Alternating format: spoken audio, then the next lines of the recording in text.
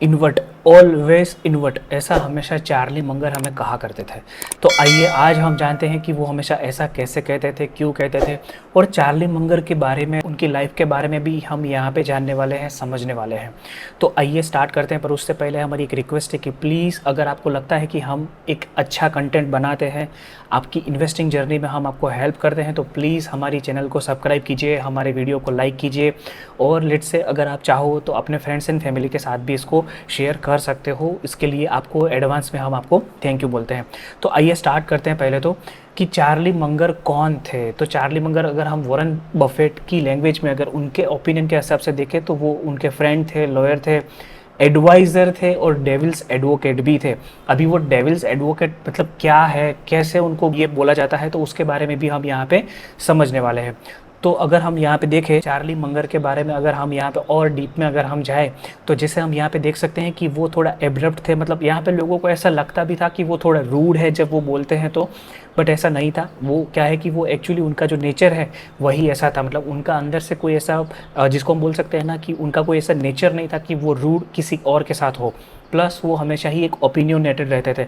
मतलब कि जहाँ पे वो उनके पास जो भी ओपिनियन है लेट्स से किसी भी चीज़ के बारे में, तो वो हमेशा ही उनके ओपिनियन को हमेशा ही खुला ही एक एक्सप्रेस करते थे हमेशा ही। तो ये एक चीज़ भी हमें चार्ली मंगर के बारे में जाननी है। फिर अगर हम स्टार्ट करें तो लेट्स से अगर उनका जन्म जो हुआ था वो हुआ था जनवरी 1 को 1924 में ओमाहा नेब्रास्का यूएसए के अंदर यहाँ पे हुआ था। और ये same birth place Warren Buffett ji का भी है। फिर अगर हम देखें तो अगर उनके लाइफ में अगर हम डीपर जाए, मतलब जो चाइल्डहुड के बारे में अगर हम थोड़ा बात करें, तो वहाँ पे जब ऑथर ने उनके टीचर के साथ ही जब बात किया तो उनको पता चला कि उनका जो ओपिनियन है वो ऐसा था कि वो हमेशा ही मतलब स्मार्ट थे, वाइज थे, और हमेशा ही मतलब वो पढ़ते रहते थे। ऐसा उनके जो टीचर्स है जो चार्ली मंगर को पढ़ाते थे जब वो छोटे बच्चे थे तब, तो वहाँ पे भी उनका ओपिनियन यही था। फिर मतलब अराउंड क्रिसमस के टाइम पे उनके जो पेरेंट्स हैं चार्ली मंगर जी के, तो वो उनको हमेशा ही बुक्स को गिफ्ट में दिया करते थे। अभी जनरली क्या होता था कि जैसे ही वो बुक्स मिलती थी तो वो बुक्स जो है उसी नाइट को मोस्टली कंप्लीट हो जाती थी। मतलब इतने वोराशियस रीडर, मतलब इतने ज़्यादा वो बुक्स के प्रति उनका जो एक नॉलेज के प्रति जिसको हम बोल सकते हैं कि उनका जो एक नेचर था वो हमेशा ही रहा है। फिर जब वो 14 की एज पे जब वो पहुँचे तब वहाँ पे मतलब उनको मेडिसिन एज अ फील्ड में भी वो उनको बहुत सारा इंटरेस्ट जो है वो जागा था उस टाइम पे। और उन्होंने बहुत सारी चीज़ें सीखी भी थी यहाँ पे, बुक से भी सीखी। और उनके एक फ्रेंड थे जो डॉक्टर डेविस करके, जैसे बुक के अंदर मेंशन है, वो एक यूरोलॉजिस्ट थे, वहाँ से भी उन्होंने बहुत कुछ उनसे सीखा मेडिसिन के बारे में। फिर सर्जन कैसे कैसी प्रोसीजर करते हैं, क्या करते हैं, स्टेटिस्टिकल आउटकम क्या रहते हैं, ये सारी चीज़ों के बारे में भी उनको बहुत इंटरेस्ट पड़ा। तो उन्होंने मेडिसिन के ऊपर भी बहुत अच्छा खासा जो है वो वहाँ पे उन्होंने रिसर्च वगैरह किया था अपने नॉलेज के लिए। और एक आई थिंक बुक भी है जो उन्होंने सजेस्ट किया था, बुक के अंदर यहाँ पे मेंशन नहीं है, एक डीप मेडिसिन करके एक बुक है कि जो चार्ली मंगर ने खुद ने रिकमेंड किया है कि आपको भी वो पढ़ना चाहिए।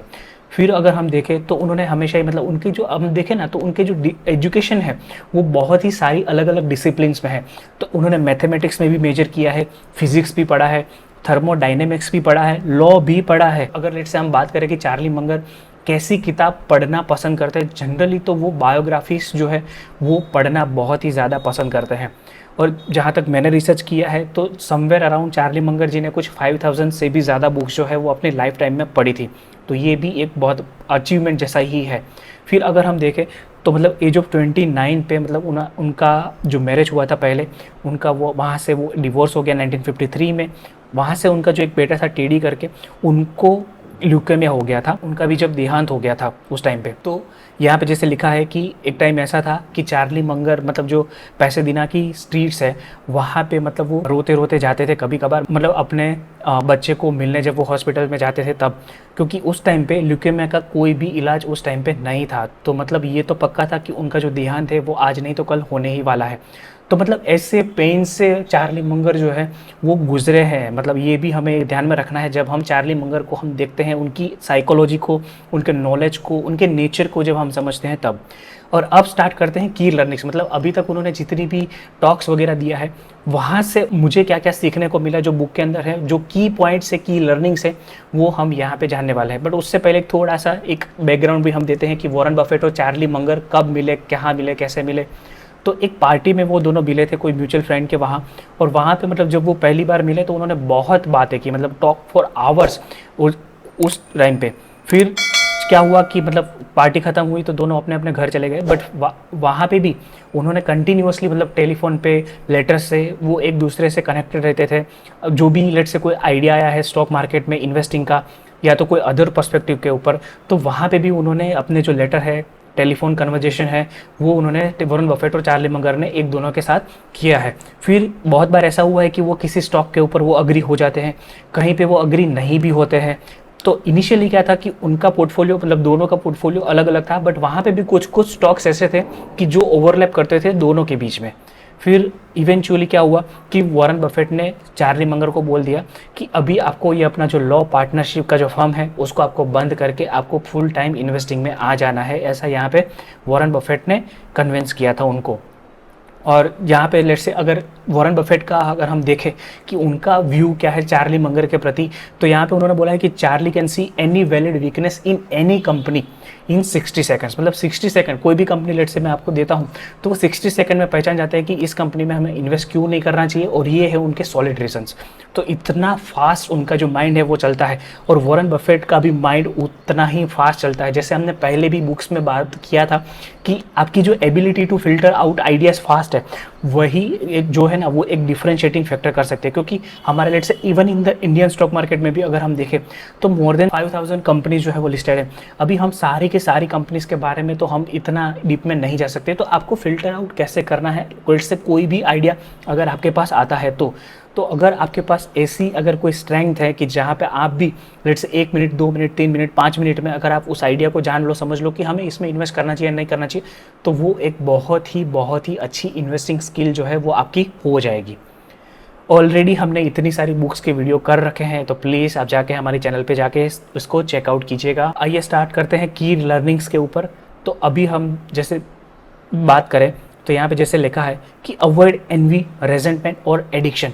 तो यहाँ पे जैसे उन्होंने बोला है कि एनवी मतलब हमें किसी के साथ भी ईर्ष्या नहीं करनी है, दूसरे का पोर्टफोलियो चाहे कितना भी हो, दूसरे के पास चाहे कितनी भी बड़ी कार हो, कितना भी बड़ा घर हो, हमें एनवी नहीं करना है। दूसरा है रेजेंटमेंट, मतलब कि हमें कभी भी मतलब दूसरे के प्रति इतना रोष का भाव नहीं रखना है।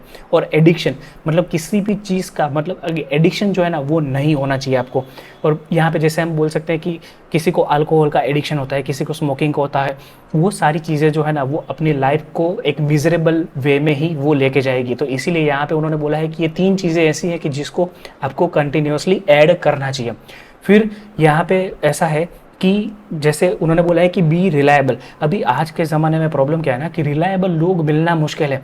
मतलब ऐसा बोलते हैं कि मैं 10 मिनट में आपके वहाँ पे आ रहा हूँ, वो बंदा आधे घंटे के बाद भी नहीं आएगा, आपको इन्फॉर्म भी नहीं करेगा। तो ये ऐसे बंदे होते हैं ना वो रिलायबल नहीं होते। रिलायबल बंदे मतलब कि जिसने आपको ज़बान दी है उसकी कुछ कीमत है। अगर उसने बोला है कि मैं आधे घंटे में आ रहा हूँ तो वो आधे घंटे में आ ही जाएगा। मतलब प्लस और माइनस 5 मिनट्स हो सकता है, ऐसा कुछ नहीं है, बट रिलायबिलिटी आप ऐसे भी चेक कर सकते हो। तो छोटी छोटी बातों में ही हमें पता चलता है कि बंदा रिलायबल है या नहीं है। फिर उन्होंने बोला है कि लर्न विकारियसली। अभी इसका मतलब क्या होता है कि आपको दूसरों से सीखना है, दूसरों ने क्या क्या गलतियां करी है उसके ऊपर से हमें सीखना है। तो इससे हमें कहाँ से मिलेगा, उसका मेन अगर सोर्स कोई है तो वो है बुक्स। मतलब बुक्स क्या है कि बुक्स में लेट से जो ऑथर है उसने कुछ सीखा है अपनी लाइफ में, वो कोई स्टेज से गुजरा है, तो वहाँ से उसने अपने एक्सपीरियंस से वो बुक जो है वो लिखी है। तो वहाँ पे आपको क्या है कि आपको उस एक्सपीरियंस से गुजरने की ज़रूरत नहीं है, बट उसकी जो जो लर्निंग थी वो सारी की सारी उसने उस बुक के अंदर डाल दी है। तो आपको सिर्फ और सिर्फ वो बुक पढ़नी है, वहाँ से आपको पता चलेगा कि उसने लाइफ में कैसी सिचुएशंस फेस करी थी, वहाँ से उसने कैसे उसको हैंडल किया, आपको कुछ नए आइडियाज़ मिल सकते हैं, कैसे मिस्टेक्स करी थी तो वो मिस्टेक भी आपको नहीं करनी है। तो ये सारी चीज़ें जिसको है ना उसको बोलते हैं कि विकारियस लर्निंग, तो ये भी आपको करना चाहिए, ऐसा यहाँ पे उनका मानना है। फिर उन्होंने अल्बर्ट आइंस्टाइन के बारे में भी अच्छा खासा पढ़ रखा है। तो यहाँ पे जैसे हम देख सकते हैं कि अगर उनकी फिलोसॉफी क्या थी, तो उन्होंने बोला कि 4 चीज़ों के ऊपर वो हमेशा ही फोकस करते थे। पहला है कि क्यूरियोसिटी, आपके अंदर क्यूरियोसिटी तो होना ही चाहिए। लेट्स से अगर आप इन्वेस्टिंग में अगर आप जाना चाहते हो तो आपके पास क्यूरियोसिटी होनी ही चाहिए, चीज़ों को जानने के बारे में, समझने के बारे में। और सिर्फ स्टॉक्स के बारे में नहीं, सिर्फ और सिर्फ स्टॉक मार्केट है तो इन्वेस्टिंग के बारे में नहीं, बट बाकी के डिसिप्लिन के बारे में भी आपके पास क्यूरियोसिटी होनी चाहिए। और वो हम आगे की स्लाइड में भी देखने वाले हैं। फिर दूसरा उन्होंने बोला है कि कॉन्सेंट्रेशन। अभी कॉन्सेंट्रेशन का मतलब होता है फोकस, कि लाइफ में आपको हज़ार चीज़ें मिलेगी बट हर जगह पे वहाँ पे फोकस नहीं कर सकते हो। तो आपको क्या करना है कि आपको चूज़ करना है कि आपको कहाँ पे फोकस करना है और उसी के ऊपर आपको कॉन्सेंट्रेट करते जाना है। तीसरा है कि परसिवरेंस। तो यहाँ पे उनका कहना क्या है कि आपको कंटिन्यूअसली आपको एफर्ट डालते रहने हैं, चाहे आप कितनी भी गलतियाँ करो बट आपको हर गलती से कुछ ना कुछ सीखना है। और दूसरा आपको ये चीज़ याद रखना है कि गलती करने में कोई प्रॉब्लम नहीं है, प्रॉब्लम है कि आप जब सेम गलती बार बार करते हो। आपने भले ही गलती करी बट आपको उस गलती से सीखना है, उस गलती को आपको रिपीट नहीं करना, ये चीज़ आपको ध्यान में रखनी है। और फाइनली उन्होंने बोला है सेल्फ क्रिटिसिज्म। मतलब हमारे बायस भी इतने होते हैं, जब हम किसी स्टॉक में इन्वेस्ट करते हैं तो हम किसी और चीज़ में भी हैं, तो वहाँ पे भी बायसेस बहुत ज़्यादा होते हैं। तो यहाँ पे उनका ये कहना है कि सेल्फ क्रिटिसिज्म होना चाहिए। जैसे वॉरेन बफेट है ना, वो चार्ली मंगर को ऐसा बोलते थे कि आप जो है वो डिस्ट्रॉयर ऑफ आइडियाज़ हो। मतलब वो कोई भी idea, let's say Warren Buffett के पास अगर कोई स्टॉक आता है, उनको लगता है कि ये थोड़ा अच्छा स्टॉक है जिसको हम चार्ली मंगर जी के साथ हमें बात करनी चाहिए, डिस्कस करना चाहिए, तो चार्ली मंगर मतलब अराउंड 60 सेकंड नहीं बोल देते थे कि नहीं, ये आइडिया जो है वो वर्थ इट नहीं है। तो इसलिए वो बोलते हैं कि सेल्फ क्रिटिसिज्म, मतलब हमें खुद का ही क्रिटिसिज्म जो है वो करना है ताकि हम बायस ना हो जाए किसी भी और तरह से। तो ये एक चीज़ हमें, ये 4 चीज़ें जो इसे यहाँ पे मेंशन की है वो हमें यहाँ से अल्बर्ट आइंस्टाइन से भी सीखनी है। फिर उन्होंने बोला है कि हमेशा ही मेंटल मॉडल्स के ऊपर फोकस करो। मतलब आइसोलेटेड फैक्ट्स या तो आइडियाज़ जो है वो उतने काम नहीं आएंगे, बट अगर लेट्स से आप उसको एक मेंटल मॉडल बनाते हो और उस मेंटल मॉडल को जब भी आप किसी सिचुएशन में हो, तो अगर लेट्स से आपने वहाँ पे उसको यूज़ किया, तो उसके लिए आपके मतलब क्या है कि आप उसको ऐसे यूज़ कर पाओगे कि ताकि आपका जो बायसिस है वो हट सके, आप एक अच्छे डिसीजन मेकर बन सको, ऐसा यहाँ पे उनका मानना है। फिर उन्होंने बोला है क्या क्या चीज़ें आपको सीखनी चाहिए। एक मतलब हमारे ही एक सब्सक्राइबर ने हमें एक वीडियो के नीचे कमेंट डाला था कि हाउ टू गेट रिच करके एक बुक है, उसका हमें एक वीडियो दो। अभी मुझे कोई दिक्कत नहीं है, ऐसी बुक्स तो हज़ारों पड़ी है कि जो आपको सिखाती है कि how to get rich, but वहाँ से कुछ आपको सीखने को नहीं मिलेगा। बट अब रियली में अगर आपको लाइफ में आगे बढ़ना है ना, तो आपको कौन सी बुक्स पढ़नी चाहिए, कौन से सब्जेक्ट्स ऐसे हैं कि जो आपको क्यूरियोसिटी के साथ पढ़ने चाहिए। पहला है मैथमेटिक्स। मैथमेटिक्स के अंदर भी उन्होंने बोला है कि क्या क्या चीज़ें आपको सीखनी है। फॉर एग्जाम्पल कंपाउंड इंटरेस्ट, फिर परम्यूटेशन, कॉम्बिनेशन, प्रोबेबिलिटी, अलजेब्रा और स्टैटिस्टिक्स, ये सारी चीज़ें हैं ना वो आपको आनी चाहिए लेट्स से अगर आप इन्वेस्टिंग के ऊपर जाना चाहते हो तो। फिर दूसरा उन्होंने बोला है कि डिसीजन ट्रीज भी आपको जाननी चाहिए। अभी डिसीजन ट्रीज जो है वो मल्टीपल टाइप्स की आती है। फिर है अकाउंटिंग। अकाउंटिंग उन्होंने बोला है कि that is language of business. अगर आपको इन्वेस्टिंग करना है, आपको फाइनेंशियल स्टेटमेंट्स भी पढ़ने आने चाहिए। तो यहाँ पे उनका यही बोलना था कि अकाउंटिंग ऐसी चीज़ है कि जो आपको आनी चाहिए लेट्स से अगर आपको इन्वेस्टिंग करना है। और यहाँ पे ऐसा नहीं है कि आपको एडवांस लेवल के ये सारे सब्जेक्ट आने चाहिए। मतलब जो बेसिक कंपाउंड इंटरेस्ट है, बेसिक प्रोबेबिलिटी है, बेसिक परम्यूटेशन कॉम्बिनेशन है, ये सारी चीज़ें आपको आनी चाहिए। मतलब एडवांस लेवल पे आपको जाने की ज़रूरत भी नहीं है। फिर उन्होंने बोला है कि साइकोलॉजी एज ए सब्जेक्ट वो भी आपको जानना चाहिए, समझना चाहिए। यहाँ पे एक उन्होंने पूरी टॉक दी है, the psychology of human misjudgement, जिसको हमने अलग से रखा है क्योंकि उसमें बहुत कुछ सीखने को है जो आगे की स्लाइड्स में आएगा। तो साइकोलॉजी के ऊपर उनका बहुत ज़्यादा एम्फेसिस है कि लेट्स से अगर आपको इन्वेस्टिंग करना है, इन्वेस्टिंग सीखना है या तो सिखाना है, कुछ भी करना है, तो साइकोलॉजी एक ऐसी चीज़ है कि जो हर बंदे को सीखनी चाहिए। हर एक कॉलेज के क्लासरूम में वो चीज़ ऐसी है कि सिखानी चाहिए। बट सैडली यहाँ पे मतलब लेट्स से अगर आप इंजीनियरिंग पढ़ते हो तो वहाँ पे साइकोलॉजी का कोई सब्जेक्ट नहीं होता है, तो ऐसा है। तो यहाँ पे वही उनके अगेंस्ट में भी वो है। फिर उन्होंने बोला है कि माइक्रो इकोनॉमिक्स, जो इकोनॉमिक्स की एक ब्रांच है, वो भी आपको सीखनी चाहिए क्योंकि वहाँ पे आपको बहुत सारी चीज़ें जो है वो क्लियर हो जाएगी। फिर अभी मेंटल मॉडल्स, वो जैसे उन्होंने बोला कि मेंटल मॉडल्स जो हैं वो आपको सीखने हैं, बट कहाँ से हम वो मेंटल मॉडल्स बनाए, कहाँ से वो सीखे। तो जैसे यहाँ पे उन्होंने हमें एक हिंट दिया है कि जो मेंटल मॉडल्स ऐसे हैं कि जो हार्ड साइंस है, तो इंजीनियरिंग जैसे कि बायोलॉजी, फिजिक्स, फिजियोलॉजी, अगर वहाँ से आते हैं ना तो वो मेंटल मॉडल्स जो है वो सबसे ज़्यादा रिलायबल है, ऐसा यहाँ पे उनका मानना है। तो ये एक चीज़ हमें ध्यान में रखनी है। फिर नेक्स्ट अगर हम देखें तो यहाँ पे उन्होंने स्केल के बारे में भी बात किया है कि एक टॉक के अंदर स्केल मतलब कि लेट्स से अगर कोई कंपनी पहले छोटी है तो फिर वो जैसे जैसे जैसे उसका बिजनेस बढ़ता जाता है, तो लेट्स से अगर वो कोई लेट्स से टेक्सटाइल के बिजनेस में है तो उसने ज़्यादा मशीनरी लगा ली।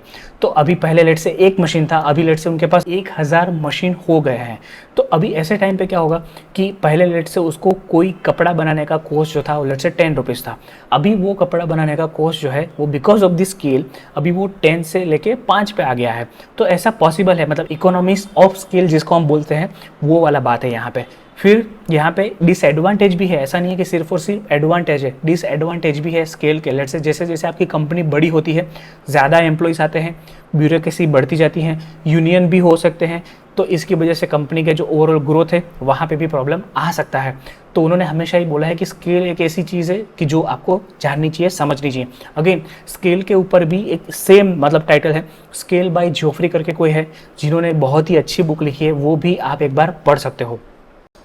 फिर अगर हम देखें तो अगर ये प्रो टिप जैसा आप बोल सकते हो कि अतुल गवांडे ने भी एक बुक लिखी थी कि जिसका नाम था द चेकलिस्ट मैनिफेस्टो, कि आपको हमेशा ही लेट्स से आप कोई भी काम करते हो तो वहाँ पे अगर आप लेट्स से अगर वो kind of an repetitive task है तो वहाँ पे एक चेकलिस्ट हमेशा ही आपके पास होना चाहिए। चेकलिस्ट की वजह से क्या होता है ना कि आपके जो एरर्स है, कि जहाँ पे एरर होने के चांसेस है, because as a human it is quite possible that we also make mistakes, right. तो उसीलिए वो बोलते हैं कि लेट्स से अगर आपको वो एरर जो है वो अगर आपको कम करनी है या तो ऑलमोस्ट ज़ीरो कर देनी है, तो ऐसे टाइम पे आपको चेकलिस्ट यूज़ करना चाहिए। चेकलिस्ट क्या है ना कि एक रिटन फॉर्म रहता है कि जहाँ पे ये स्टेप्स मेंशन होते हैं, स्टेप 1, स्टेप 2, स्टेप 3, तो ऐसे पूरे स्टेप होते हैं।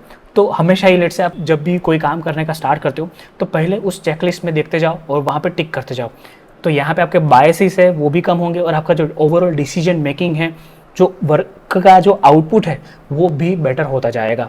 तो ये एक चीज़ भी हमें ध्यान में रखनी है। अगर हम की लर्निंग्स के बारे में आगे बढ़ें तो यहाँ पे जैसे हम देख सकते हैं कि सैम वोल्टन के ऊपर भी उन्होंने कुछ यहाँ पे चार्ली मंगर ने बोला है। तो वो क्या चीज़ है कि उन्होंने हमेशा ये बोला है कि सैम वोल्टन ने कुछ भी नया ऐसी चीज़ जो है ना वो उन्होंने इन्वेंट नहीं किया है, बट फिर भी आज अगर हम देखें तो वॉलमार्ट का यूएस के अंदर, वर्ल्ड के अंदर एक डंका बजता है, क्योंकि उन्होंने एक ऐसी एंटरप्राइज खड़ी की है कि जिसने बहुत ही अच्छा काम किया है अपने शेयर होल्डर्स के लिए, अपने कस्टमर्स के लिए, अपने एम्प्लॉयज़ के लिए भी। तो यहाँ पे उनका बेसिक पर्पस क्या था सैम वोल्टन के ऊपर कमेंट करने का, कि उन्होंने कभी भी कुछ भी नया क्रिएट नहीं किया है, कुछ इन्वेंशन नहीं किया है, बट फिर भी वॉलमार्ट आज एक अच्छी बहुत ही फॉर्मिडेबल ऑर्गेनाइजेशन है। क्यों? क्योंकि उन्होंने जितनी भी चीज़ें थी जो बाकी के लोग करते थे वही उन्होंने किया है, बट उन्होंने ज़्यादा एफिशिएंटली किया है। यहाँ पे उनका ये पॉइंट था कि आपकी जो एफिशिएंसी है, भले ही लेट से आप कॉपी कर रहे हो, लेट से आपको वड़ा पाव की शॉप डालनी है डालो, बट वहाँ पे आपकी एफिशिएंसी कितनी है, आपके दूसरे के कंपैरिजन में आप कितना उसको एफिशिएंट कर सकते हो, ये जो है वो डिफरेंशिएट करेगा आपको और दूसरे सेलर से। तो ये एक चीज़ हमें यहाँ पे सीखनी है। फिर उन्होंने दूसरा हमें ये भी बताया कि आपको टेक्नोलॉजी कैसे हेल्प करेगी या तो वो हमें कैसे ख़त्म भी कर सकती है, ये दोनों के चीज़ों के बारे में आपको जानना चाहिए। क्योंकि टेक्नोलॉजी एक ऐसी चीज़ है कि जो हमारी एफिशिएंसी को बढ़ाती है, बट ऐसा भी पॉसिबल है कि वो हमें ख़त्म भी कर सकती है। तो ये एक चीज़ हमें ध्यान रखनी है। फॉर एग्जाम्पल लेट्स से अगर कोई कंपनी है कि जहाँ पे मशीनरी जो है वो ईयर ऑन ईयर, जैसे let's say year on year नहीं तो लेट्स से हर 5 साल में 10 साल में कुछ नई नई मशीनरी आ रही है, बट क्या ऐसा भी पॉसिबल है कि एक टाइम ऐसा आ गया कि जहाँ पे हमारे जो कस्टमर है वो ही हमारी जो प्रोडक्ट है वो घर पे भी बना सकते हैं? क्या ऐसा भी पॉसिबल हो सकता है क्या? तो अगर ऐसा हुआ तो कस्टमर के लिए ये चीज़ बहुत ही बेनिफिशियल है, but as a company it is a threat. तो ये एक चीज़ हमें ध्यान में रखनी है। फिर उन्होंने क्या बोला है कि हमें सर्कल ऑफ कॉम्पिटेंस को जनरली ध्यान में रख के ही इन्वेस्टिंग करना है। मतलब जो भी आपके सर्कल ऑफ कॉम्पिटेंस में नहीं आ रहा है उसको आपको अवॉइड करना है और आपको वहीं पे ही खेलना है कि जहाँ पे आपको कुछ एज है। मतलब एज मतलब लेट्स से आप एफएमसीजी इंडस्ट्री में काम करते हो बहुत सालों से, तो अभी आपका जो नॉलेज है वो एफएमसीजी इंडस्ट्री के अंदर बहुत ही ज़्यादा है। तो लेट्स से अगर वहाँ पर अगर आपके पास 10 कंपनीज हैं तो आप वहाँ पे जान सकोगे कि कौन सी कंपनी जो है वो ज़्यादा एफिशिएंटली काम कर रही है, कौन सी एफएमसीजी कंपनी को हमें अवॉइड करना है। ये सारी चीज़ें जो है वो आप ज़्यादा अच्छे से एनालाइज कर सकते हो compare to other person who has not ever work in FMCG. तो ये एक चीज़ आपको ध्यान में रखनी है। और यहाँ पे एक चीज़ उन्होंने ये भी बोला है कि जहाँ पे आपको अपना सर्कल ऑफ कॉम्पिटेंस जो है उनको धीरे धीरे आपको बढ़ाते जाना है। मतलब आपको सीखना है अलग अलग चीज़ों के बारे में, अलग अलग सेक्टर्स के बारे में, पर ज़रूरी नहीं है आपका नए नए सेक्टर्स में आपको इन्वेस्ट करना, ऐसा ज़रूरी नहीं है। फिर उन्होंने क्या बोला है कि वो एफिशिएंट मार्केट हाइपोथेसिस के बारे में उतना वो बिलीव नहीं करते हैं। वो हमेशा ही ऐसी अपॉर्चुनिटी को ढूंढते हैं कि जो मिस प्राइस है, और वहाँ पे हमेशा ही वो ऐसी मतलब वो बैट लेते हैं कि जो बहुत ही ज़्यादा मतलब हाई होती है when odds are in his favour. तो ये एक चीज़ हमें ध्यान में रखनी है। एफिशिएंट मार्केट हाइपोथेसिस जो हमें बताती है ना कि मार्केट जो है वो ऑल द टाइम एक एफिशिएंट होता है, तो ऐसा वो बिलीव नहीं करते हैं। और हमेशा ही मतलब ऐसी अपॉर्चुनिटी कि जहाँ पे लेट से ऊपर से कोई कंपनी है वो 60-70-80% डाउन हो गई है कुछ रीजंस की वजह से, कि जहाँ पे फिर भी इन्वेस्ट किया जा सकता है, तो ऐसी कंपनीज में वो इन्वेस्ट करना पसंद करते हैं।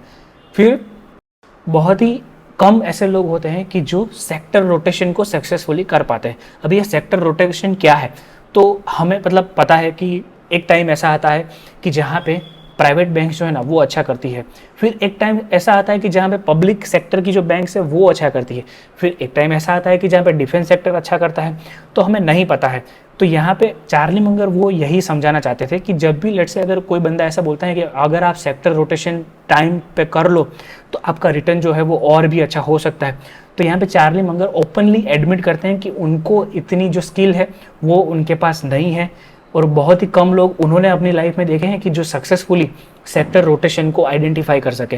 मतलब ये मार्केट साइकिल का जो टॉपिक है वो वाला यहाँ पे टॉपिक जैसे हम यहाँ पे देख सकते हो। तो मार्केट साइकिल के ऊपर जो हार्वर्ड मार्क्स ने एक किताब लिखी है वो भी हमने हमारे यूट्यूब चैनल पर डाल रखी है, तो उसको भी जाके आप रेफर कर सकते हो। फिर उन्होंने क्या बोला है कि मुझे नहीं पता है कि हमारा नेक्स्ट कोका कोला वाला जो इन्वेस्टमेंट है उतना सक्सेसफुल वो कौन सा होगा, वो हमें नहीं पता है, हमारे पास ऐसी कोई भी एबिलिटी नहीं है, ऐसा यहाँ पे उन्होंने ओपनली बोला है। फिर तीसरा पॉइंट जैसे हम यहाँ पे देख सकते हैं, तो उन्होंने हमेशा ही बोला है, और ये चीज़ हमने वॉरेन बफेट के जो बुक्स हमने डिस्कस किया है वहाँ पे भी उनकी ही सेम फिलोसॉफी है कि क्वालिटी ऑफ बिजनेस जो है वो मैटर करती है ज़्यादा compare to quality of management. अगर बिजनेस की क्वालिटी अगर अच्छी है और मैनेजमेंट की क्वालिटी अगर इतनी अच्छी नहीं है, इतना कॉम्पिटेंट अगर मैनेजमेंट नहीं है, बट बिजनेस जो है वो बहुत ही अच्छा है, तो ऐसे बिजनेस में आपको इन्वेस्ट कर सकते हो। फिर नेक्स्ट अगर हम देखें तो यहाँ पे एक कोट जो उन्होंने डाला है, तो वहाँ पे उन्होंने बोला है कि विदाउट न्यूमेरिकल फ्लुएंसी, कि आपका जो मतलब लेट से अगर आपको इन्वेस्टिंग सीखना है या तो इन्वेस्टिंग करना है, तो अगर आपकी लाइफ में अगर आपके पास न्यूमेरिकल फ्लुएंसी नहीं है तो वो आपके लिए बहुत ही दिक्कत कर सकता है। जैसे यहाँ पे उन्होंने एक फनी वे में बोला है कि you are like a one legged man in an ass kicking contest. तो ये एक चीज़ है तो कि जहाँ पे आपके पास न्यूमेरिकल फ्लुएंसी होनी चाहिए अगर आपको इन्वेस्टिंग खुद से करना है तो। फिर अगर नेक्स्ट की लर्निंग के बारे में अगर हम यहाँ पे जाए, जैसे हमने पहले भी इसके बारे में थोड़ा हिंट आपको दिया था वहाँ पे, कि उनका मेजोरिटी जो फोकस है वो यही है कि मल्टी डिसिप्लिनरी लर्निंग होना चाहिए। इसका मतलब क्या होता है, लेट्स से आप इंजीनियरिंग में हो तो वहाँ पे आपको इंजीनियरिंग जो है वो तो आप सीख ही रहे हो मतलब कॉलेज के अंदर, बट वहाँ पे आपको साइकोलॉजी भी थोड़ा बहुत आना चाहिए, थोड़ा बहुत आपको इकोनॉमिक्स के बारे में भी पता होना चाहिए, थोड़ा बहुत लेट्स से बायोलॉजी के बारे में भी आपको पता होना चाहिए। तो ऐसे यहाँ पे उनका कहना है मल्टी डिसिप्लिनरी लर्निंग। तो दूसरा है कि लेट्स से आप कुछ मेडिसिन के बारे में, कुछ डाइटिंग के बारे में, न्यूट्रिशन के बारे में, ये सारी चीज़ों के बारे में भी आप सीख सकते हो। और इसीलिए यहाँ पे जैसे हम देख सकते हैं ना, उन्होंने बोला है कि हमारा जो एजुकेशन है पहले से ही ऐसा है कि जो टू अनडिसिप्लिनरी है।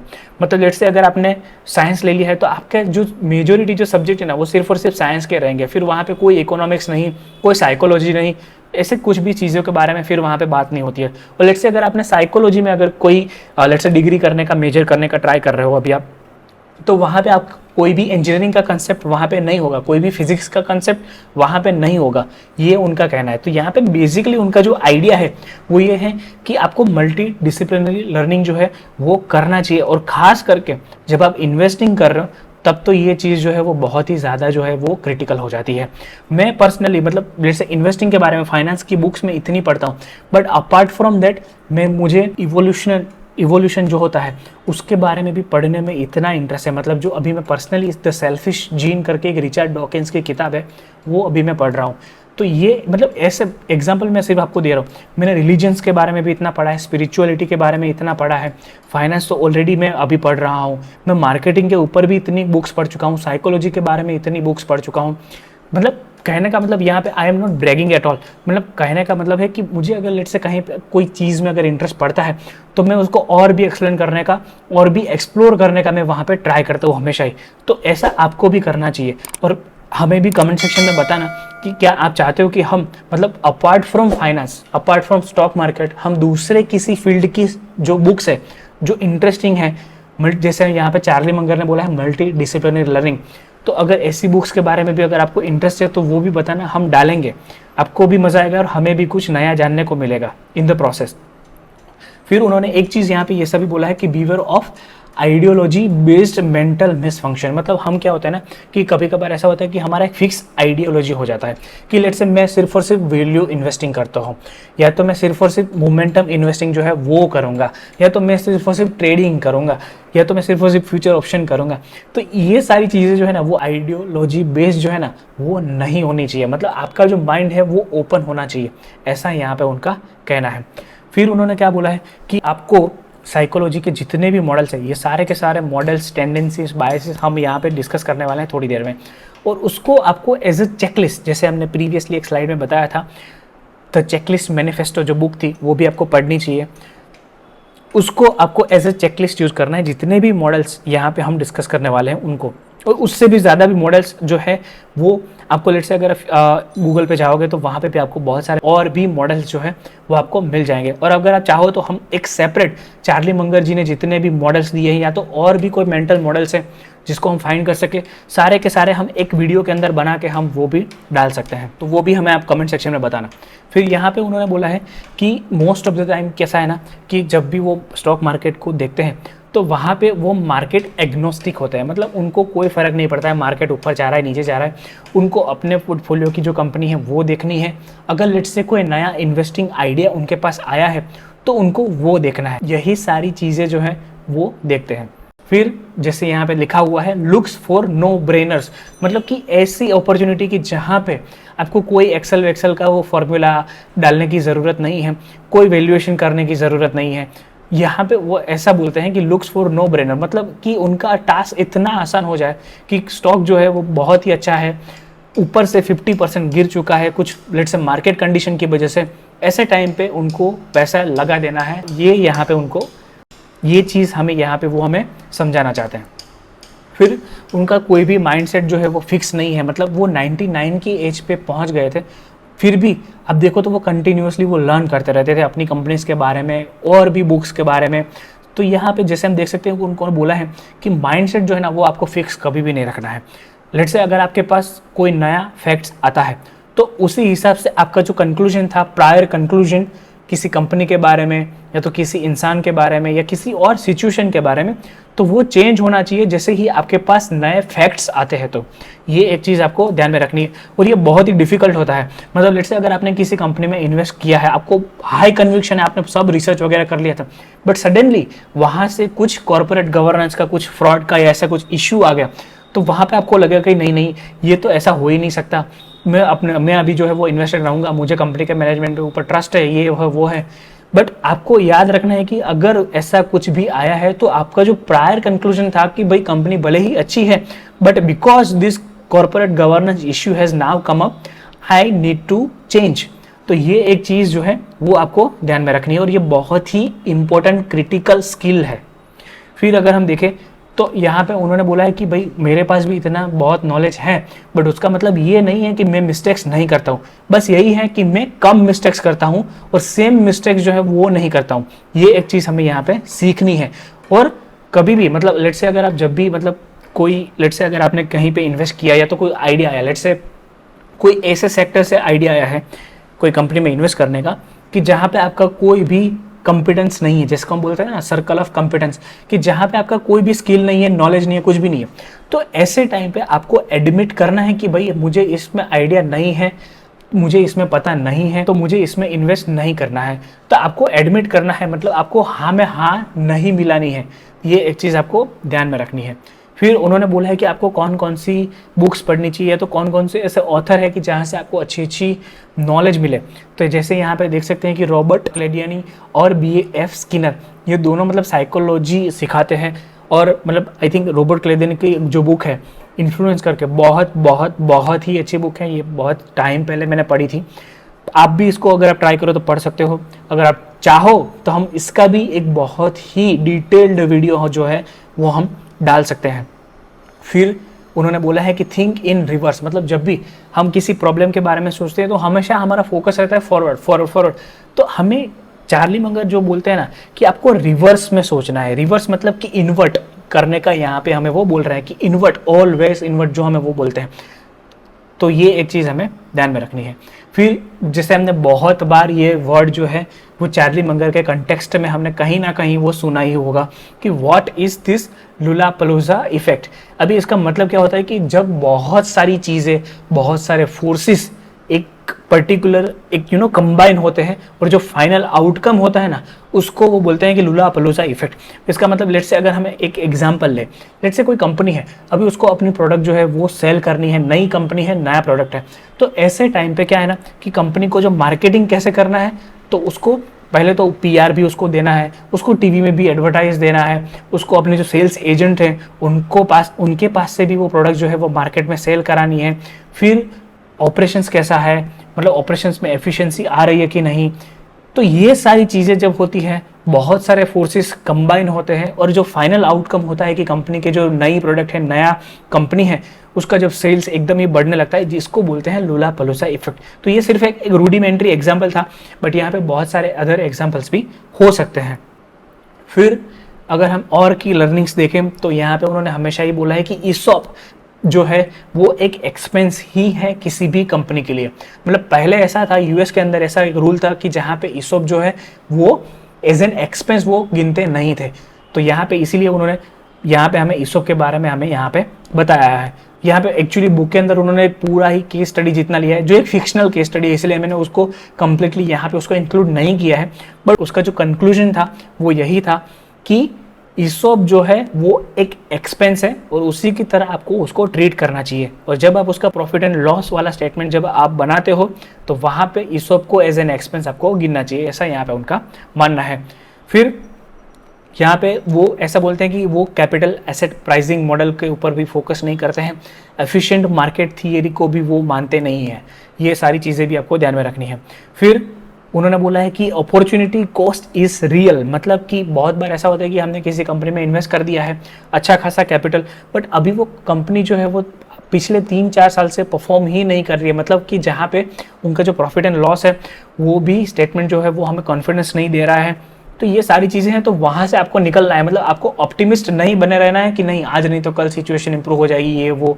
अपॉर्चुनिटी कॉस्ट मतलब लेट्स से अगर आपके पास दूसरी को अपॉर्चुनिटी है तो वो कैपिटल आपको वहाँ से लेके आपको दूसरी जगह पे डाल देना चाहिए, ऐसा यहाँ पे उनका मानना है। फिर उन्होंने एक साइकोलॉजिकल चीज़ के बारे में भी बात किया है जिसका नाम है इंसेंटिव्स आर सुपर पावर। मतलब लेट्स से अगर कोई कंपनी का मैनेजमेंट है तो वहाँ पे वो कैसे अपने एम्प्लॉयज़ को वो ट्रीट करता है, क्या क्या इंसेंटिव्स रखे हैं ताकि एफिशिएंसी आ सके किसी बिजनेस प्रोसेस में।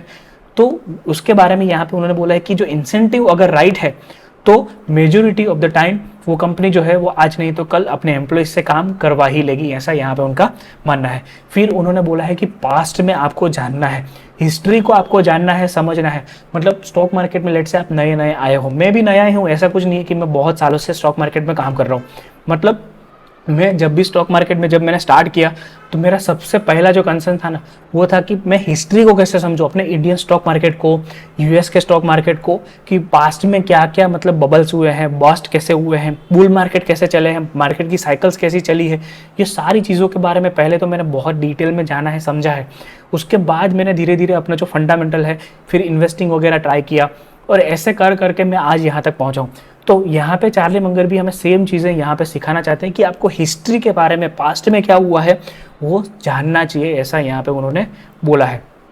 फिर उन्होंने बोला है कि प्रैक्टिस योर आइडियाज़, मतलब कि आपको जो भी आइडियाज़, लेट से आपकी कोई भी स्किल है या तो कोई भी आइडियाज़ आपके पास है या तो आपके पास लेट से कोई मेंटल मॉडल्स है, तो उसको कंटिन्यूसली आपको कोई कोई ऐसी सिचुएशन के अंदर आपको यूज़ करना चाहिए। और यहाँ पे उनका ये कहना है कि लेट से अगर आप उसको यूज़ नहीं करते हो तो वो आज नहीं तो कल वो आज जो स्किल है आपकी वो आपकी उतनी हेल्पफुल नहीं रहेगी। फिर उन्होंने बोला है कि हैव अ लॉट ऑफ एसिड्यूटी।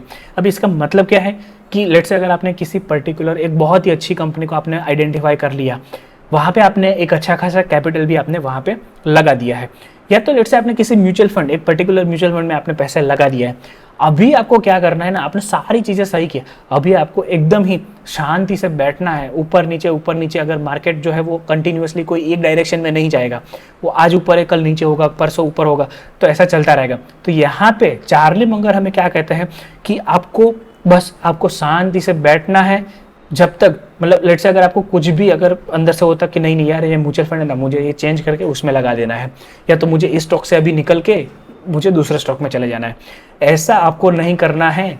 तो ये एक चीज़ आपको यहाँ पे सीखनी है। फिर उन्होंने बोला है कि लाइफ में हमेशा ही ट्रबल्स को एंटिसिपेट करते चलो, मतलब आप ऐसा माइंडसेट बना लो कि आज नहीं तो कल ट्रबल्स जो है वो मेरे लाइफ में आने ही वाली है, तो उसके लिए मुझे पहले से ही प्रिपेयर रहना है। तो इसीलिए यहाँ पे उन्होंने बोला है कि एंटिसिपेट ट्रबल्स। फिर लेट्स से अगर लाइफ में अगर कुछ भी उल्टा सीधा हमारी लाइफ में सडनली हो जाता है, तो आपको जितना हो सके उतना जल्दी वहाँ से रिकवर हो जाना है। और यहाँ पे उन्होंने गारंटी के साथ यहाँ पे उन्होंने बोला है कि लाइफ एक ऐसी चीज़ है कि जहाँ पे कुछ ऐसा होगा आपकी लाइफ में जो अनफेयर होगा आपकी लाइफ के साथ, टेरिबल होगा, बट कुछ भी हो आपको पहले तो रिकवर हो जाना है उससे। हाँ, हमेशा ही वो एक चीज़ हमेशा बोलते थे, बुक के अंदर नहीं है बट उन्होंने हमेशा ही बोला है कि कभी भी विक्टिम माइंडसेट हमारा नहीं होना चाहिए, चाहे हम किसी भी सिचुएशन में क्यों ना हो। विक्टिम वाला जो माइंडसेट है ना, उसमें हमें कभी भी बढ़ना ही नहीं है, ये एक चीज़ हमें ध्यान में रखनी है। फिर उन्होंने एक पर्टिकुलर एग्जांपल जो इंडिया के ऊपर यहाँ पे उन्होंने लिया था, तो वो मैंने एक इंक्लूड करने का ट्राई किया है। तो इसका बेसिक आइडिया बस वही है कि लेट्स से अगर हम चाहते हैं कि इंडिया को हम बेटर कैसे करें, तो पहले तो आपका ये जो सोच है वो ऐसा होना चाहिए कि how can I hurt India, मतलब इंडिया को हम बेहतर नहीं खराब बदतर कैसे बना सकते हैं, ये सारी चीज़ों के बारे में सोचो, फिर उसको अवॉइड करो, मतलब ऑटोमेटिकली आप जो है वो इंडिया को एक अच्छी डायरेक्शन में ले जाओगे। तो ये एक सिंपल कंसेप्ट है। लेट्स से अगर किसी ने अलजेब्रा पढ़ा है या तो प्रोबेबिलिटी के अंदर भी ये एक चीज़ जो है ना वो आती है, तो इसीलिए यहाँ पे उन्होंने बोला कि inversion will help you solve problems that you can't otherwise handle. तो ये एक चीज़ जो है वो आप जान सकते हो, और अगर आप चाहो तो इसको यहाँ पे पॉज करके ये पूरा कोड जो है वो भी आप पढ़ सकते हो। फिर अगर हम आते हैं फाइनल टॉक के ऊपर, the psychology of human misjudgement, मतलब ये एक टॉक ऐसी है कि जो मुझे बहुत ही ज़्यादा पसंद आई बाकी की अदर टॉक्स के कंपैरिजन में। तो आइए स्टार्ट करते हैं। तो यहाँ पे है ना उन्होंने बहुत सारे बायसेस हमें यहाँ पे लिस्ट आउट किए हैं, तो उसी के ऊपर हम यहाँ पे डिस्कस करने वाले हैं। तो लेट्स से अगर नेक्स्ट टाइम फ्यूचर में लेट्स से अगर कोई नया स्टॉक आप इन्वेस्ट करने का सोच रहे हो या तो उसमें स्टडी करने का सोच रहे हो, तो ये ऐसे बायसेस है कि जो आप उसको वहाँ पे यूज़ कर सकते हो, मतलब जितने भी आइडियाज़ आपके पास आते हैं उसको फिल्टर आउट करने के लिए। तो आइए स्टार्ट करें। तो सबसे पहला जैसे उन्होंने बोला है तो वो है reward and punishment super response tendency. तो यहाँ पे उसका मतलब क्या है कि अगर लेट से आपने इंसेंटिव्स अगर सही से रखे हैं, जैसे हमने पहले भी बात किया था, तो आपकी जो काम है, आपका जो ऑपरेशनल एफिशिएंसी है वो बेटर होता जाएगा। तो यहाँ पे उन्होंने एक बहुत ही सिंपल एग्जांपल दिया है कि जहाँ पे फेडेक्स करके एक लॉजिस्टिक्स कंपनी है, तो वहाँ पे क्या था कि नाइट शिफ्ट में क्या होता ना कि बहुत सारे एम्प्लॉयज़ वहाँ पे रहते थे, बट फिर भी वो लोग जो अपना सामान है ना वो टाइम पे वहाँ पे प्लेन के अंदर वो लोड नहीं कर पाते थे। तो यहाँ पे उन्होंने बहुत सारे डिफरेंट सॉल्यूशन ट्राई किए, बट फिर भी कोई सॉल्यूशन वर्क नहीं कर रहा था। फिर आखिरी में उन्होंने एक सॉल्यूशन ऐसा ट्राई किया कि जहाँ पे उन्होंने क्या बोला कि अपने जितने भी नाइट शिफ्ट के जितने भी एम्प्लॉयज़ हैं उनको बोल दो कि आपको नाइट शिफ्ट का पूरा अलाउंस मिल जाएगा अगर आपने लेट्स से 10 आवर्स का अगर आपका शिफ्ट है, या तो लेट्स से 8 आवर का आपका शिफ्ट है, तो अगर आपने यही काम लेट्स से अगर आपने 4 या तो 5 आवर्स में भी कर दिया तो भी आपकी जो सैलरी है वो कटेगी नहीं और आप घर जा सकोगे even before the shift ends. तो ऐसा जब उन्होंने बोला तो सडनली ही मतलब जो उनके जो एम्प्लॉयज़ थे उन्होंने ऐसा काम करना स्टार्ट किया कि नाइट शिफ्ट खत्म होने से पहले ही मेजॉरिटी ऑफ द टाइम उनका जितना भी सामान था वो सारा का सारा लोड हो जाता था। तो यहाँ पे एक ट्रबल ऐसे उन्होंने सॉल्व कर दिया। तो इसका मतलब क्या है कि अगर आपने रिवॉर्ड और लेट्स से अगर आपका पनिशमेंट वाला अगर पार्ट अगर आपने सही से सेट किया है तो ओवरऑल आपको एफिशिएंसी जो है वो मिलेगी। सेकंड उन्होंने क्या बोला है कि लाइकिंग टेंडेंसी, मतलब कि यहाँ पे जैसे एक एग्जांपल दिया है बेबी गूस का, तो जब वो बेबी गूस जो है ना जो अंडे से बाहर आता है तो जनरली वो सबसे पहले अपनी मदर से मिलता है कि जो उसके प्रति नाइस रहती है। तो इसलिए उनका एक जो लाइकिंग है ना वो उनकी मदर के प्रति ज़्यादा होता है कंपेयर टू अदर। बट अगर लेट से उनकी मदर की जगह पे अगर कोई मैन जो है अगर वो वहाँ पे रहता है तब भी मतलब बेबी गूस क्या है ना कि वो जो मैन है जो उसके लिए बहुत ही नाइस, उसके लिए उनका जो बिहेवियर था तो वहाँ पे भी वो अच्छा फील करने लगता है और उसके लिए एक अफेक्शन जैसा जो है ना वो फील करने लगता है। तो ये एक चीज़ आपको ध्यान में रखनी है कि लेट से अगर आप कहीं पे गए, लेट से आप कोई नए इंस्टीट्यूट या तो कोई नई कंपनी ज्वाइन कर रहे हो तो वहाँ पे क्या होता है ना कि जो हमें पहला पर्सन जो हमारे लिए अच्छा सोचता है या तो हमारे साथ कुछ अच्छा बिहेवियर भी रखता है ना तो हमारा एक लाइकिंग हो जाता है उसके प्रति। तो ये एक काइंड ऑफ बायस है जिसको हमें ध्यान में रखना है। तीसरा है डाउट अवॉइडेंस टेंडेंसी। मतलब जनरली क्या है ना कि लाइफ में जब हम कोई सिचुएशन में होते हैं या कोई चीज़ पढ़ रहे होते हैं या तो कोई स्टॉक में स्टडी कर रहे होते हैं तो उस टाइम पे लेट से अगर हमारे पास कोई डाउट आ जाते हैं हमारे माइंड में तो हम क्या करते हैं ना कि कुछ ना कुछ स्टोरी बना के हम फटाफट से कंक्लूजन पे पहुंच जाते हैं। मतलब ये हम हार्ड वायर्ड है, ऐसा नहीं है कि आप या तो मैं, ये हर बंदे के अंदर ये चीज़ जो है वो हार्ड वायर्ड है। तो इसलिए ये एक काइंड ऑफ बायस है कि जहाँ पे चार्ली मंगर आपको ऐसा बोलते हैं कि कंक्लूजन पे इतना जल्दी आने की ज़रूरत नहीं है। आपको भले ही डाउट आ रहा है आपके दिमाग में तो फिर आपको उसके लिए कुछ एक अच्छे सॉलिड एविडेंस जो है वो ढूंढने हैं। फिर इनकंसिस्टेंसी अवॉइडेंस टेंडेंसी। अभी इसका मतलब क्या है ना कि लोग जो है ना वो चेंज को इतना अच्छे से उनको नहीं लेते हमेशा ही। मतलब लेट से अगर आपकी लाइफ में भी अगर कुछ ऐसा चेंज आ रहा है, लेट से बहुत सारे चेंजेस इस टाइम पे आ रहे हैं, मतलब हम वुका वर्ल्ड में जहाँ पे जी रहे हैं तो वहाँ पे चेंज जो है वह कॉन्स्टेंटली आ ही रहा है अपनी लाइफ में। तो अगर आप देखोगे लेट से अगर कोई कंपनी है कि जहाँ पे कोई बंदा है कि जो पिछले 20-30 सालों से काम कर रहा है, अभी वो 30 सालों से अगर वो बंदा काम कर रहा है और सडनली कुछ नया चेंज लेट से उसकी प्रोसेस में आ जाता है तो उसको वो पसंद नहीं आएगा। वो हमेशा पहले तो ऐसा ही बोलेगा कि नहीं इसकी ज़रूरत नहीं है, हम जो कर रहे हैं वो सही है। तो ऐसा ही है इनकंसिस्टेंसी अवॉइडेंस टेंडेंसी। तो ये एक चीज़ आपको ध्यान में रखनी। फिर उन्होंने क्यूरियोसिटी टेंडेंसी। मतलब जितनी भी स्पीसीज है प्लेनेट अर्थ पे तो वहाँ पे मेन जो है एज अ ह्यूमन बीइंग वो सबसे ज़्यादा क्यूरियस है और क्यूरियोसिटी जो है वो हमारी होनी ही चाहिए, ऐसा यहाँ पे चार्ली मंगर हमें बताते हैं। फिर कांटियन फेयरनेस टेंडेंसी। मतलब कि एक पैटर्न जो से लेट से अगर आपने कोई नया ग्रुप ज्वाइन किया या तो लेट से आप कहीं और नई जगह पे रहने गए तो वहाँ का लेट से माहौल कुछ और है तो वहाँ पे क्या होता है ना कि हम वहाँ पे जैसे लोग हैं वैसा ही हम वहाँ पे भी फॉलो करना स्टार्ट कर देते हैं। तो ऐसा यहाँ पे होता है। तो ये यहाँ पे आपका एंटीडोट क्या है कि पहले तो आपको अवेयर होना है कि हम क्या कुछ नया कर सकते हैं क्या। मतलब जो ऑलरेडी लेट से नई जगह पे जहाँ पे आप गए क्या वहाँ पे जो प्रोसेस चल रही है क्या हम डिफरेंट कुछ कर सकते हैं ताकि हम उसको और भी बेटर बना सकें। ये ऐसा हमें सोचना है कि ना कि हमें वो जो ग्रुप है उसको हमें ब्लाइंडली फॉलो करना है। फिर एनवी टेंडेंसी। इसके बारे में पहले भी बात किया था कि अगर किसी और ने अगर कार लिया है तो हमें भी वैसी बड़ी कार चाहिए या तो उससे भी बेटर कार चाहिए। तो ऐसा यहाँ पे उनका मानना है कि ऐसी एनवी वाली टेंडेंसी जो है ना उससे आपको दूर रहना है। फिर उन्होंने बोला है कि इन्फ्लुएंस फ्रॉम मेरे एसोसिएशन टेंडेंसी। मतलब ये पावलोवियन जो एक साइंटिस्ट हुआ करते थे, रशियन साइंटिस्ट या तो साइकोलॉजिस्ट आई थिंक वो, तो उन्होंने एक वो डॉग वाला जहाँ पे वो पता है कि वो कुछ घंटी बजाते थे तो सडनली वो डॉग के मुंह में पानी आ जाता था, भले ही फूड वहाँ पे नहीं भी है फिर भी। तो यहाँ पे उनका कहना क्या है कि इन्फ्लुएंस फ्रॉम मेरे एसोसिएशन। मतलब और एक एग्जांपल अगर हम देना चाहें तो लेट्स से जनरली इंडिया में क्या है कि सबको ऐसा लगता है कि एप्पल के जो आईफोन आते हैं ना वो महंगे आते हैं और इसकी वजह से उनकी जो ओएस है उनका जो प्रोडक्ट है वो बहुत ही ज़्यादा अच्छा है, बहुत ही सुपीरियर है, उसमें कोई भी बॉक्स नहीं आता है। ऐसा कुछ भी नहीं है कि एप्पल के आईफोन में बॉक्स नहीं आते हैं, उसमें भी बॉक्स हैं। बट हमारा एक माइंडसेट है कि हमारा एक एसोसिएशन है एप्पल एज ए ब्रांड के साथ कि भाई अगर एप्पल ने अगर कुछ बनाया है ना बहुत ही अच्छी चीज़ होगी। बट ऐसा नहीं होता है। तो ऐसे बायस से भी हमें दूर रहना है। फिर है रेसिप्रोकेशन टेंडेंसी। मतलब ये क्या है ना कि लेट से अगर हमको किसी ने कभी लाइफ में हेल्प किया था तो हमें लगता है कि हम भी उसकी हेल्प कर सके चाहे जैसे भी हो सके।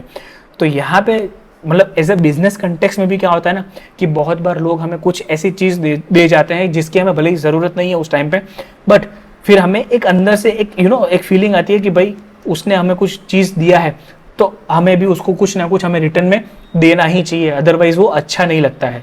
तो यहाँ पे मतलब ये एक सिंपल आइडिया है साइकोलॉजी साइकोलॉजी का आइडिया है, बट इसको अगर हम बिजनेस के कंटेक्स्ट में देखें तो बहुत बार कैसा होता है ना कि लेट्स से अगर कोई बड़ी कंपनी, लेट्स से जैसे यहाँ पे लिखा है केस ऑफ सैम वॉल्टन्स एंटीडोट, तो पहले तो हम समझते हैं कि सैम वॉल्टन ने ऐसा एंटीडोट क्यों दिया और इसकी ज़रूरत क्या थी। तो वॉलमार्ट में क्या है कि वहाँ पे परचेस मैनेजर होते हैं। अभी वो परचेस मैनेजर के पास कुछ राइट्स होते हैं कि वो कौन कौन सी ब्रांड्स के प्रोडक्ट कितनी क्वांटिटी में खरीदना चाहते हैं। तो बहुत बार क्या होता है ना कि ये वेंडर जो है ये परचेस मैनेजर को कुछ गिफ्ट्स वगैरह देते रहते हैं। तो यहाँ पे सैम वॉल्टन ने क्या किया कि वो समझते थे कि ये रेसिप्रोकेशन टेंडेंसी जो है वो उनके खिलाफ काम कर सकती है। तो यहाँ पे सैम वॉल्टन ने स्ट्रिक्टली ये चीज़ जो है वो फॉरबिड किया था कि जहाँ पे वेंडर अपने परचेस मैनेजर के साथ किसी भी तरह का ट्रांजेक्शन जो है वो नहीं कर सकता है। तो ये एक चीज़ आपको ध्यान में रखनी है। अगर परचेस मैनेजर कोई भी चीज़, कोई भी फेवर अगर अपने वेंडर से नहीं लेगा तो परचेस मैनेजर भी वो ऑब्लाइज्ड नहीं है वेंडर के पास से वो चीज़ खरीदने के लिए। इसीलिए यहाँ पे सैम वॉल्टन ने उसको ब्लॉक कर दिया था। तो ये एक बहुत ही साइकोलॉजिकल चीज़ है कि जो हमें भी ध्यान में रखनी चाहिए। और आखिरी में अगर हम देखें, जो आखिरी लास्ट पार्ट है इस बुक का, इस टॉक का भी, तो आइए स्टार्ट करते हैं। तो जैसे यहाँ पे लिखा है कि पेन अवॉइडिंग साइकोलॉजिकल डिनाइल, मतलब जनरली क्या है ना कि लाइफ में हम हमेशा ही पेन को अवॉइड करना चाहते हैं even at this psychological level. तो ये हमें नहीं करना है। मतलब बहुत बार ऐसा होता है कि लेट्स से आप कोई चीज़ सीख रहे हो, तो जब भी आप नई चीज़ें सीखते हो ना तो आपके माइंड में कुछ नए न्यूरॉन्स बनते हैं, कनेक्शन बनते हैं वहाँ पे। तो उस टाइम पे आपको थोड़ा बहुत अंदर से भी रेजिस्टेंट लगता है। तो ये एक चीज़ जो है ना वो आपको अवॉइड करना है। मतलब आपको साइकोलॉजिकल डिनाइल में नहीं जीना है। ये एक चीज़ आपको ध्यान में रखनी है। फिर है कि एक्सेसिव सेल्फ रिगार्ड टेंडेंसी, मतलब बहुत सारे लोग ऐसे होते हैं कि जो कंटिन्यूअसली खुद को ही प्रेस किए जाते हैं। अभी इसका कोई भी सेंस नहीं बनता है। मतलब ये एक चीज़ आपको ध्यान में रखनी है। फॉर एग्जाम्पल, अगर आपके आसपास में भी लेट्स से अगर कोई कार ड्राइवर है या तो बाइक के ड्राइवर है, तो आप उससे पूछो कि आपकी जो ड्राइविंग स्किल है वो कैसी है, तो 90% से भी ज़्यादा लोग आपको ऐसा ही बताएंगे कि उनकी जो ड्राइविंग स्किल है वो अबव एवरेज है या तो एक्सीलेंट है, भले ही वो चाहे कितनी भी बैड उनकी ड्राइविंग क्यों ना हो। फिर उन्होंने बोला है कि ओवर ऑप्टिमिज्म टेंडेंसी, मतलब जनरली है ना कि हम मार्केट में या तो हमारी पर्सनल लाइफ में भी ओवर ऑप्टिमिस्ट हो जाते हैं कभी कभार। मतलब optimism is a good thing, और ऑप्टिमिज्म के बिना हम स्टॉक मार्केट में इन्वेस्ट भी नहीं कर सकते। बट अगर आप लेट्स से कोई ऐसी कंपनी जो ऑलमोस्ट डूबने वाली है, कंपनी ने फ्रॉड किया है, वहाँ पे लेट्स से आपने पहले से इन्वेस्ट कर रखा था और अभी आपको लगता है कि नहीं अभी तो ये कंपनी जो है वो ये होने वाली है, इसका ये हो जाएगा, ये एक्वायर कर लेगा, वापस से स्टॉक ऊपर चला जाएगा, 100 बैगर हो जाएगा, इसको बोलते हैं ओवर ऑप्टिमिज्म या तो ओवर कॉन्फिडेंस। ये चीज़ आपको नहीं करनी है, ये आपको ध्यान में रखना है। फिर है सोशल प्रूफ टेंडेंसी, मतलब कि लेट्स से अगर यहाँ पे जैसे एक एग्जांपल दिया है कि लेट्स से एक एक्सपेरिमेंट हुआ था वहाँ पे कि एक एलिवेटर है कि जहाँ पे 5 लोग जो एलिवेटर का जो फ्रंट नहीं बट रियर वाला पार्ट है उसको मतलब उल्टे खड़े रहे 5 लोग। तो फिर वहाँ पे उन्होंने एक ट्राई किया कि एक स्ट्रेंजर को, जिसको कुछ भी आइडिया नहीं था कि यहाँ पे एक एक्सपेरिमेंट चल रहा है, उसको उन्होंने अंदर भेजा। तो उसने क्या किया, वो भी अंदर जाके मतलब जैसे उन्होंने देखा कि ये सारे मतलब ये जो 5 लोग हैं वो उल्टा खड़े हैं, तो उसने भी जाके मतलब वो उल्टा खड़ा हो गया एलिवेटर के अंदर। इसको बोलते हैं सोशल प्रूफ टेंडेंसी, मतलब जैसा दूसरे करते हैं वैसा आप करोगे जब आप ग्रुप सेटिंग में होंगे तब। तो ऐसा आपको नहीं करना है, ऐसा यहाँ पे चार्ली मंगर का कहना है। और ये सारी चीज़ें कैसी है पता है, अगर लेट्स से आपने सिर्फ और सिर्फ अगर आप चेकलिस्ट यूज़ करते, मतलब लेट्स से किसी भी पर्टिकुलर स्टॉक के अंदर आप जब भी इन्वेस्ट करने का ट्राई कर रहे हो तो वहाँ पे लेट्स से आपके पास एक चेकलिस्ट रेडी है कि भाई इस कंपनी में फ्री कैश फ्लो होना चाहिए, ट्रेड रिसीवेबल कम होना चाहिए, ROE ROC के नंबर इतने होने चाहिए। ये सारी चीज़ें अगर आपने रेडी कर रखी है और फिर अगर आप वहाँ पे इन्वेस्ट करते हो या तो स्टडी करते हो, तो अब जितने भी ये बायसेस जो हम देख रहे हैं ना उसमें से मेजोरिटी बायस आप जो है वो अवॉइड कर पाओगे।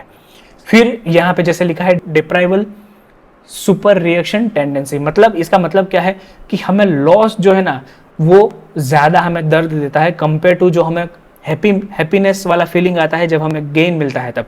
मतलब लेट्स से $10 का लॉस जो है वो हमें बहुत ज़्यादा हमें दुख देता है कंपेयर टू $10 का गेन। तो ये एक चीज़ भी हमें ध्यान में रखना है। फिर कॉन्ट्रास्ट मिस रिएक्शन टेंडेंसी, अभी इसमें एक एग्जांपल में जो बुक के अंदर भी दिया है वही मैं आपको यहाँ पे दे रहा हूँ। लेट्स से आपने एक हॉट वाटर है उसके अंदर आपने अपना हाथ डाला, दूसरा कोई बंदा है, उसने अपना जो हाथ है उसने बहुत ही ज़्यादा कोल्ड वाटर है उसके अंदर डाला। अभी हम दोनों को मतलब एक और जो रूम टेम्परेचर के ऊपर एक वाटर है वहाँ पे अगर हम बोलेंगे तो हॉट वाला बोलेगा कि ये तो कोल्ड वाटर है, कोल्ड वाला बोलेगा कि अरे ये तो काइंड ऑफ हॉट वाटर है। मतलब भले ही वाटर का टेम्परेचर जो है वो सेम ही है, बट आपको जब हॉट में से नॉर्मल और कोल्ड में से जब नॉर्मल में लाए तो आपका जो परसेप्शन है वो चेंज हो गया बिकॉज ऑफ द कॉन्ट्रास्ट। दूसरा एक एग्जांपल अगर हम देना चाहें तो यहाँ पे जिसे हम कभी कभार ऐसा होता है कि लेट से कोई शॉप में आप गए तो वहाँ पे जो वहाँ का लेट से वहाँ का जो शॉप ओनर है अगर वो बहुत ही ज़्यादा इंटेलिजेंट है ना, तो वो पहले क्या करेगा कि आपको 10,000 वाला कोई कपड़ा दिखाएगा। आप बोलोगे कि यार ये तो बहुत ही ज़्यादा प्राइस है, ओवर प्राइस है, ऐसा तो हमें नहीं लेना है। फिर वो क्या करेगा, धीरे धीरे करके आपको 5,000 वाला दिखाएगा। बोलोगे, आप फिर भी बोलोगे नहीं यार ये कंपेरेटिवली फिर भी बहुत ही ज़्यादा प्राइस वाला है। फिर आप उसको जो एक्चुअल में जो उसकी प्रोडक्ट बेचनी है वो होगी somewhere around in the range of 1,000 rupees. तो वो बोलेगा कि ये 10,000 वाले टी शर्ट से तो ये 1,000 वाला टी शर्ट जो है वो बेटर है। तो इसी को बोलते हैं कॉन्ट्रास्ट मिस रिएक्शन टेंडेंसी, कि पहले आपको सबसे हाईएस्ट उसके पास जो था वो आपको दिखाया, फिर उसको एक्चुअल में जो प्रोडक्ट बेचनी थी वो आपको दिखाई। तो ये आप नेक्स्ट टाइम जब जाओ शॉपिंग करने तो भी इसको आप ध्यान में रख सकते हो। फिर है स्ट्रेस इन्फ्लुएंस टेंडेंसी, मतलब जब आपके पास स्ट्रेस होता है, आपके ऊपर स्ट्रेस होता है, तो ऐसे टाइम पे क्या होता है ना कि आपका परफॉर्मेंस बढ़ सकता है, इम्प्रूव हो सकता है अगर स्ट्रेस जो है वो माइल्ड है। बट अगर बहुत ज़्यादा अगर वहाँ पे स्ट्रेस है तो ऐसे टाइम पे आपका जो ह्यूमन का जो मिस जजमेंट है ना वो बढ़ जाता है।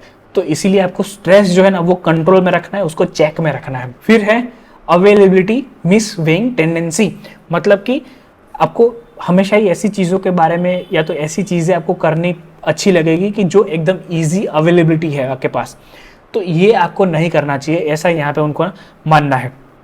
तो यहाँ पे अगर एंटीडोट क्या है तो चेकलिस्ट है। चेकलिस्ट अगर आपके पास है तो बहुत सारे बायसेस, बहुत सारे टेंडेंसीज जो है वो आप अवॉइड कर पाओगे। फिर है सेनेंसेंस मिस इन्फ्लुएंस टेंडेंसी, यहाँ पे मतलब बेसिकली क्या है कि जैसे जैसे आपकी एज बढ़ती जाएगी वैसे वैसे आपका जो लर्निंग है वो कम होता जाएगा, ऐसा यहाँ पे उनका मानना है। और जैसे चार्ली मंगर थे तो वो तो 99 तक वो वहाँ पे पहुँच गए थे, तो ऐसे टाइम पे भी उन्होंने इस टेंडेंसी को कंटिन्यूसली अवॉइड कैसे किया है, तो वो कंटिन्यूसली पढ़ते रहते थे, नई नई चीज़ों के बारे में जानने की उनकी क्यूरियोसिटी भी बहुत ज़्यादा थी। तो ऐसे ही आप इसको अवॉइड यहाँ पे कर सकते हो। फिर है ऑथोरिटी मिस इन्फ्लुएंस टेंडेंसी, मतलब कि लेट से अगर कोई लीडर है तो उसके पास एक पर्टिकुलर ऑथोरिटी वहाँ पे रहती है, तो ऐसे टाइम पे उनके जो फॉलोअर है उनका क्या रहता है कि जैसा हमारा लीडर कहता है हमें वैसा ही करना है, हमें कोई क्वेश्चन नहीं करना है। ऐसा नहीं होना चाहिए। मतलब अगर लेट से लीडर जो है आपको पता है कि वो कुछ गलती कर रहा है, in the case of let's say Hitler के बारे में ऐसा हुआ था, तो वहां पे भी ये चीज जो है वो नहीं होना चाहिए, आपको क्वेश्चन करना चाहिए। मतलब सिर्फ और सिर्फ अगर लीडर कुछ चीज कर रहा है तो आपको उसका सपोर्ट नहीं करना है। फिर है twaddle tendency, fake it till you make it. अभी इसका मतलब क्या है कि बहुत बार ऐसा होगा कि आपको उस सिचुएशन के बारे में पता नहीं होगा, तो ऐसे टाइम पे आपको क्या करना है, आपको एडमिट करना है कि मुझे ये चीज़ नहीं पता, आपको fake it till you make it नहीं करना है। फिर है रीज़न रिस्पेक्टिव टेंडेंसी, मतलब यहाँ पे क्या होता है ना कि बहुत बार लोग हमें कुछ भी रीज़न दे जाते हैं और हमारे से काम करवा लेते हैं, ये चीज़ नहीं होना चाहिए। यहाँ पे एक साइकोलॉजिकल एक एस्पेक्ट ऐसा भी है कि जैसे अगर आपको किसी को कुछ चीज़ के लिए कन्विंस करना है तो ऐसे टाइम पे है ना आपको उसको रीज़न देना है। रीज़न चाहे कोई भी हो, मतलब कितना भी नॉन सेंसिकल रीज़न क्यों ना हो, बट अगर आप उसको रीज़न देते हो ना तो वो कन्विंस होने के चांसेस ज़्यादा है। ऐसा यहाँ पे एक साइकोलॉजी का भी कंसेप्ट है। तो इस टेंडेंसी को भी आपको अवॉइड करना चाहिए। उस रीज़न को आपको पहले तो समझना है क्या वो वैलिड रीज़न दे रहा है या नहीं, उसके बाद ही आपको आगे बढ़ना है। तो that was all in this book. Next 2 books जो हमारी हम प्लान कर रहे हैं वो ये 2 बुक्स हैं। अगर हमें सफिशिएंट सब्सक्राइबर व्यूज़ इस वीडियो पे अगर हमें मिलते हैं तो हम इसके ऊपर भी एक डिटेल्ड वीडियो जो है वो रखेंगे। तो आई होप कि वीडियो जो है वो आपको अच्छा लगा है। इन केस लगा है तो प्लीज़ प्लीज़ प्लीज़ हमारे चैनल को सब्सक्राइब कर दीजिए, इस वीडियो को लाइक कर दीजिएगा, अपने फ्रेंड्स एंड फैमिलीज़ के साथ भी इसको शेयर कीजिएगा। Thank you.